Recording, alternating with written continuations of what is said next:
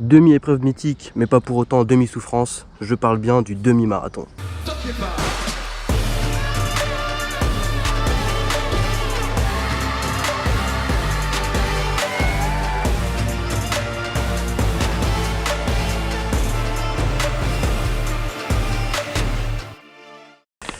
Aujourd'hui, on va parler de semi-marathon, plus précisément le semi-marathon de Paris édition 2024. C'était mon premier semi-marathon, donc aujourd'hui on va débriefer de ma performance. Donc je vous montre une petite vidéo de moi la veille de la course. C'est parti. On est à J-1 du semi-marathon de Paris, toutes les affaires sont prêtes. On a le t-shirt de l'événement avec le petit dossard, un short tout basique, les chaussures. Les chaussures, c'est le modèle de route de chez Five Finger, donc avec les doigts toujours, comme si on avait presque pas de chaussures. Donc là, c'est les V-Run pour la course sur route. Avec ceci, juste là, les chaussettes avec des doigts, parce que je pense que sur un semi-marathon, sans chaussettes, je vais me taper des ampoules. Et on a tout simplement la casquette basique. Donc voilà, c'est toutes mes affaires. Pour demain matin, pour les ravitaillements, je compte vraiment sur ce qui est organisé là-bas parce que j'emporte pas d'eau, pas d'eau et pas de nourriture. Et voilà, tout est prêt. Est-ce que les jambes sont prêtes? C'est une autre question, je suis moins sûr pour le coup, mais les affaires sont prêtes et on va voir ce qui se passe demain. Bonjour à tous, on est en direct du semi-marathon de Paris. Aujourd'hui donc on va courir le semi-marathon. On est dans le sas des 1h50. Donc l'objectif ça va être de courir à peu près autour d'1h50, mais plutôt en dessous de 2h en vrai. La prépa a été longue. Je me suis cassé un orteil il y a 6 semaines, donc j'ai pas couru depuis. Ça fait 5 semaines que j'ai pas couru exactement. Donc on va voir comment ça va se passer. Et voilà, on se retrouve sur la ligne de départ. On va donc directement partir sur le débrief de ma course chronologiquement, et ensuite je vais rapidement vous parler de ma préparation qui a commencé à peu près en octobre et qui a été un peu chamboulée à la fin. Je vous en parle après. Donc on arrive à la ligne d'arrivée et ça démarre direct. Je m'étais pas du tout échauffé. Je me suis dit je vais démarrer lentement, je vais prendre le temps de m'échauffer parce que je me suis dit que le moindre échauffement serait déjà une première source de fatigue pour mes mollets, pour mes tendons, parce que ça faisait 5 semaines que j'avais pas couru et j'avais peur de lâcher à cause de mes tendons d'Achille ou de mes muscles des mollets. Donc le départ se fait boulevard Saint-Germain et ensuite on va directement, on suit les quais de Seine et on va vers le bois de Vincennes, là où je me trouve actuellement, pour faire une grosse boucle. Donc on va passer à peu près 10 km dans le bois de Vincennes. Donc au début, 5 premiers kilomètres, je suis vraiment tranquille, je force pas sur mon allure. Par contre j'ai déjà mal aux mollets, je suis en chaussures minimalistes, les mollets ça pardonne pas, il faut qu'ils soient vraiment prêts et il faut vraiment s'entraîner quotidiennement pour que les mollets restent prêts et qu'ils soient assez solides pour tenir le coup, quoi. Sur la course il y a eu 3 ravitaillements, donc moi j'ai divisé ma course de cette manière jusqu'au premier ravitaillement, du premier au deuxième, du deuxième au troisième et du troisième jusqu'à l'arrivée. Donc c'est comme ça ici que je vais débriefer ma course et ça sera plus simple, plus construit je pense. Le premier ravitaillement se fait au 6e, donc un peu après l'entrée dans le bois de Vincennes. Et au 5e, il y a une arche qui détecte notre dossard et qui permet d'ensuite qu'on ait notre allure tous les 5 km. Donc là, pour les 5 premiers kilomètres, j'étais vraiment tranquille et l'arche m'a détecté une allure de 5 minutes 36 au kilomètre. Donc c'est cool, c'est une allure convenable. Et comme je suis vraiment cool, ça veut dire que je pourrais accélérer par la suite. On arrive au premier ravito, moi je suis encore très cool. Par contre, j'ai pas faim du tout. Donc je prends de l'eau, je bois un peu, je jette la bouteille et je me force à croquer dans une demi-banane. Donc ça va, je la digère bien, je sens que ça me donne un petit coup de boost, mais j'avais vraiment pas faim, j'ai dû me forcer. On arrive dans le bois de Vincennes. Là, ça commence à être plus dur parce que c'est monotone, c'est plat. Et c'est tout. C'est monotone et c'est plat. Il faut réussir à bien maintenir l'allure. Moi, comme j'étais encore en forme, j'ai bien réussi à maintenir l'allure. Et là, on est entre le 6 et le 12. J'ai couru avec un premier petit groupe qui allait à peu près à ma vitesse.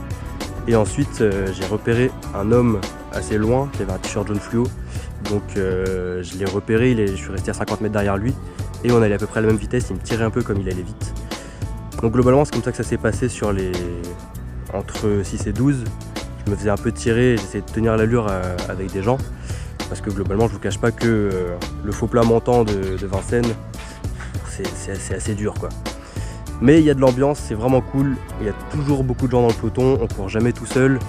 Ça c'est ce qui se passe quand on est un coureur moyen, on est toujours dans le peloton, on n'est jamais tout seul, il y a toujours des choses à regarder, des animations et ça c'est vraiment sympa.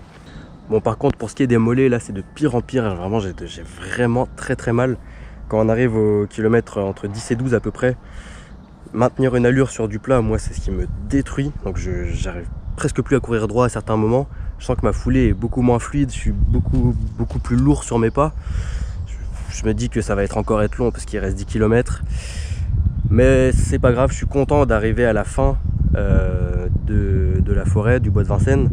Quand arrive le deuxième ravito, je suis vraiment content parce que ça veut dire qu'on va revenir dans Paris, qu'on revient vers Paris. Donc c'est vraiment cool. À ce ravito, on est donc devant le château de Vincennes, ça c'est assez agréable aussi. Je prends une demi-banane que je mange en entier cette fois et je bois de l'eau qu'il y avait là-bas encore une fois. Et vraiment ça me donne un coup de boost, juste après je sens que j'accélère encore. Et j'ai oublié de vous parler du l'arche du 10e kilomètre qui est passé aussi dans le bois de Vincennes. Comme sur les 5 premiers kilomètres j'étais vraiment tranquille, là j'ai commencé à mettre un peu de rythme. Donc j'ai accéléré, je suis passé de 5,36 sur les 5 premiers kilomètres à 5,27 au kilomètre. Donc j'ai quand même gagné 10 secondes par kilomètre, ce qui est vraiment pas négligeable. Et ça me fait un passage au 10 km en 55 minutes 22. Donc c'est plutôt un bon temps, ça va, c'est cool. Après le 12e kilomètre, comme on va tout droit vers Paris, j'ai l'impression que Paris arrive assez vite. Et je pense que le faux plat c'est un peu aplati, donc ça, je pense qu'on est sur du plat maintenant. Donc c'est cool, Paris arrive assez vite et comme on arrive vers Paris, il y a plus d'animation, plus de bruit, plus d'encouragement. Et ça c'est vraiment cool. Et ça me redonne un petit coup de boost, là où je sentais que après le 12e, mes jambes elles commençaient vraiment à être KO. Le plat ça me tue les jambes. Donc on arrive à Paris, on revient vers Porte Dorée. Et là il y a une giga montée, je sais pas si vous connaissez la montée de Porte Dorée. Très grosse montée, mais moi j'adore les montées, je trouve que ça permet vraiment aux jambes de travailler différemment. Donc t'as mal autre part, t'as plus mal au même endroit, c'est pas la même façon de courir. Donc moi j'aime bien, j'accélère un peu dans la montée. Ce qui se passe aussi c'est qu'on arrive à Paris par Porte Dorée, donc je connais très bien cette partie de Paris. Je sais qu'on va à Bastille, donc je sais y aller. Et je sais aussi que Porte Dorée, Bastille c'est pas très loin. Donc je me dis bah c'est le moment d'accélérer. Donc encore une fois j'accélère, ce qui est cool. Et l'arche des 15 km se trouve tout en haut de la Porte Dorée après la grande montée. Une allure entre les 10e et 15e kilomètres de 5,17 au kilomètre. Donc je perds encore 10 secondes au kilomètre, c'est vraiment énorme, hein, 10 secondes au kilomètre. Et je pense que c'est dû première chose au ravitaillement qui m'a donné un bon coup de boost après le gros plat et l'arrivée dans Paris qui m'a motivé à accélérer et aussi à la montée. Donc tout ça a fait que j'ai encore pu accélérer, encore pu donner de la patate. C'est vraiment cool. Par contre les jambes ça commence à être de pire en pire, je m'écrase, c'est horrible. J'ai pas de sensation de course, je fais tout au mental dans les jambes, j'essaye de courir le moins possible avec mes mollets, le plus possible avec mes cuisses. Mais c'est assez compliqué. On passe le 15e kilomètre, ensuite on retourne vers les quais de Seine. Donc là ça va assez vite encore une fois, parce que je suis à domicile et parce qu'on est dans Paris je pense. 3e ravitaillement au 17e, là je sais il reste pas grand chose après, il faut que je mange ma demi-banane, donc je la mange en entier. Je bois mon verre d'eau, encore une fois le ravitaillement ça me donne un vrai coup de boost. Et je fuse pour continuer ma course. Donc là on passe sur les quais de Seine, on est au 17e, il reste pas grand chose du coup. C'est là où vraiment ça commence à être dur, il y a beaucoup de gens qui commencent à marcher, il y a beaucoup de gens qui commencent à ralentir, à peiner. Parce que moi je sais que Bastille c'est juste à côté, donc encore une fois je me dis, bah c'est bon, c'est maintenant qu'il faut y aller. Donc j'accélère encore, surtout qu'on arrive sur les quais de Seine, et sur les quais de Seine il se passe un enchaînement de petites montées, petites descentes. Ça moi j'adore, petites montées, on fait travailler les cuisses mes cuisses étaient encore en forme, donc je fais travailler mes cuisses dans les montées. En descente je me relâche totalement et je fais mes pas les plus lourds possibles, mais je me relâche et ça me permet d'accélérer et de pas freiner la descente. Donc moi j'adore. Par contre ce que j'avais pas prévu c'est que j'avais mal étudié le tracé du parcours et qu'on va pas directement vers Bastille. On va faire un gros crochet jusqu'à l'hôtel de ville. Donc quand même un sacré crochet, et quand on était sur les quais de Seine je me disais à chaque fois qu'il y avait une sortie pour aller vers Bastille je me disais mais quand est-ce qu'on va y aller en fait? Parce que du coup à chaque fois ça se repoussait. Donc c'était ça qui mentalement était vraiment dur. Et par contre le décompte des kilomètres, je m'approchais, je voyais que j'arrivais encore à courir, j'étais totalement au mental à ce moment là. J'ai essayé de maintenir mon allure. Bon, les dénivelés, les montées-descentes m'ont aidé, mais donc ça continuait. On arrive, on sort enfin des quais de Seine devant l'hôtel de ville. On passe sous l'arche du 20e. Et là, mon allure entre les 10e et 15e kilomètres, c'était de 5,17 au kilomètre. Et là, j'ai réussi à maintenir mon allure et à être en 5 minutes 16 au kilomètre. Donc j'ai gagné 1 seconde par kilomètre. Globalement, j'ai réussi à maintenir mon allure. Ce qui vraiment, je trouve ça vraiment cool. Enfin, j'ai réussi, même si j'avais plus de jambes, j'ai réussi à maintenir cette allure. Là maintenant, on est au 20e, plus besoin de réfléchir, faut tout faire au mental. Je commençais à avoir des flashs noirs devant mes yeux. Enfin, c'était n'importe quoi, j'avais plus rien. J'ai commencé à être essoufflé comme n'importe quoi. Mais ce qui est agréable, c'est que je continue à doubler des gens. Donc ça, c'est vraiment cool, ça donne vraiment encore du boost. Désolé ceux que j'ai doublés, mais bon, ça motive. Et il y a beaucoup plus d'animation. Par contre, ce qui est aussi très dur, c'est que après l'hôtel de ville, je sais qu'on va directement vers Bastille, qu'on fait une ligne droite vers Bastille, mais on ne voit pas la Bastille, donc on ne sait pas quand est-ce que c'est. Et c'est dur d'accélérer, de donner de la patate, quand on ne sait pas quand est-ce que ça va finir. Donc, j'essaye d'accélérer, de mettre de la patate. Bastille arrive, la foule, elle crie partout, il y a énormément de gens. On doit faire le tour de la Bastille. On arrive au kilomètre 21, donc il reste 100 mètres. Je pique mon meilleur sprint final. J'arrive, je passe la ligne d'arrivée. J'ai aucune idée du temps que j'ai mis. Mais je suis vraiment très fier de ma course parce que j'ai senti que j'avais vraiment bien géré mon allure et qu'à aucun moment j'étais cramé au point où je devais ralentir. Même si à la fin j'ai dû tout faire au mental et qu'à partir du 12-13 c'était vraiment chaud au niveau des jambes et que je courais un peu comme un robot. Enfin, c'est le ressenti que j'avais. Donc je passe la ligne d'arrivée, je m'écroule juste derrière la ligne, et là quand je suis par terre en train d'essayer de reprendre mon souffle, reprendre mes esprits et d'arrêter de voir des flashs noirs, il y a un mec de la sécu qui me prend et qui me dit oui, faut se relever, tu bloques le passage, machin truc. Bon, très désagréable comme fin de course, mais c'est pas grave, je me suis relevé, je suis parti. Sur ce dernier kilomètre, du kilomètre 20 au kilomètre 21,1, mon allure était de 5 minutes 01 au kilomètre, donc j'ai réussi à mettre de la patate sur ce dernier kilomètre et à piquer un sprint final. Je suis encore vraiment content, et ce qui est très intéressant je trouve dans mes stats, c'est que j'accélère tous les 5 km, j'accélère un peu. J'ai fait ce qu'on appelle un negative split, ça veut dire que ma deuxième moitié était plus rapide que ma première sur le semi-marathon. Donc je suis vraiment content, ça prouve que c'est une course bien gérée, avec une allure, la bonne allure respectée. Même si j'ai tout fait au feeling, j'ai tout fait aux sensations pendant l'entraînement, j'avais jamais de montre connectée, ou que j'ai jamais connu mon allure pendant l'entraînement. Donc je suis vraiment content d'avoir pu faire ça aux sensations et d'avoir pu compter sur les ravitaillements qui étaient plutôt pas mal en vrai. Je me suis filmé juste après la ligne d'arrivée, je vous laisse voir mon premier ressenti de fin de course et après je vous dirai mon temps final. C'est bon, je viens de finir le semi-marathon. J'ai rien filmé du tout parce que j'étais vraiment dans ma course. Je suis allé assez vite, j'ai eu l'impression, je pense entre 1h45 et 1h50. Mais j'ai aucune idée parce que j'avais pas de montre et que le chrono démarre pas quand nous on démarre, il démarre avant avec les groupes d'efforts. Les mollets ont brûlé du début à la fin, c'était un vrai calvaire. Mais c'est passé, j'ai eu une technique de course exécrable. Mais l'important c'est qu'on a passé la ligne et qu'on s'est donné à fond. Donc voilà, c'était très sympa. Mon temps final était de 1h53 et 45 secondes. Je suis vraiment très content d'avoir fait ce temps. Parce que j'ai tout donné pour l'avoir. Et c'est un temps dont je suis fier. Moins de 2 heures, à peu près 1h50. Ça faisait 5 semaines que j'avais pas couru. J'ai souffert à partir du 12e. J'ai souffert des mollets pendant toute la course. Je suis allé au mental pour maintenir mon allure, donc je suis vraiment content de cette perf. Je pense vraiment qu'elle est méritée.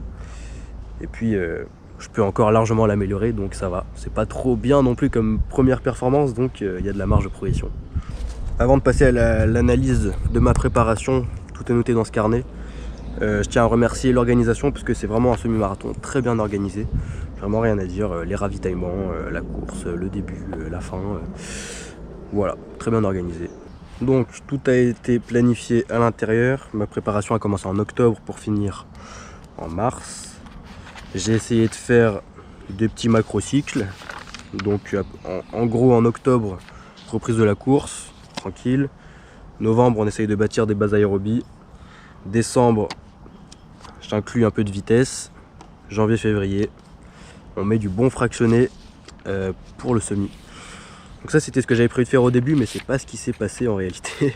Je vais pas rentrer très précisément dans la prépa, je vais juste vous montrer les grandes lignes. En gros, l'objectif c'était de tenir à peu près 3 entraînements par semaine. Bon, il y a une semaine où j'ai fait 4, une semaine où j'ai fait 5, mais j'ai senti que c'était trop, donc j'ai diminué. Mais c'était d'essayer de s'en tenir à 3 séances, avec toujours une endurance fondamentale en fin de semaine, qui allait augmenter progressivement, et un footing et un petit fractionné. Donc globalement c'était ça. Pour ce qui est de mon volume moyen, donc première semaine je suis à 8 km, 1 heure de course au total. Deuxième semaine on passe à 13 km, 1h45 de course. Et troisième semaine on est déjà à 2 heures de course et un volume semaine de 21 km. Donc je pense que j'ai pas été assez progressif là-dessus.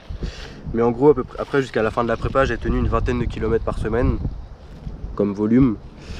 Et environ 2 à 3 séances. En fin de prépa je commençais vraiment à me sentir en forme. Je faisais un gros fractionné par semaine qui je sentais qui me faisait vraiment progresser. Par contre je me suis blessé 5 semaines avant l'échéance. Si vous l'avez vu dans la vidéo YouTube précédente, fracture du gros orteil, de l'hallux. Au début j'ai continué à courir, j'avais vraiment trop mal. Puis je me suis dit il faut que je m'arrête sinon ça va pas guérir. Donc j'ai fait 5 semaines totales d'arrêt de la course avant l'échéance, ce qui n'a pas aidé je pense pour ma fin de prépa. Le souffle est resté parce que je continue à faire d'autres sports, vélo, j'ai fait un peu de nage. Mais les jambes sont très vite parties, surtout les mollets.